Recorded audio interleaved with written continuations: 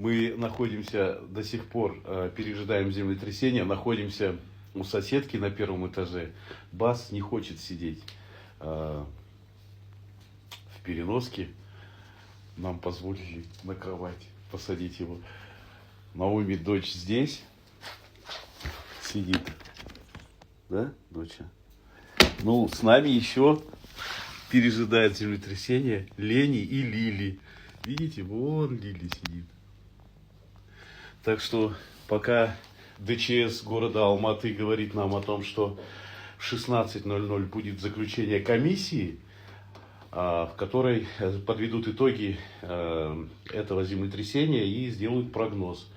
Ну а до 16:00 всем рекомендуют находиться в убежищах, которые организовал акимат города Алматы. Здесь у нас где-то метров 200 от нас убежище. Но мы приняли решение находиться у соседки на первом этаже. Да, Лени? Лени так посмотрел, как будто у него интервью берут. Так что будем ждать. Надеюсь, все будет нормально.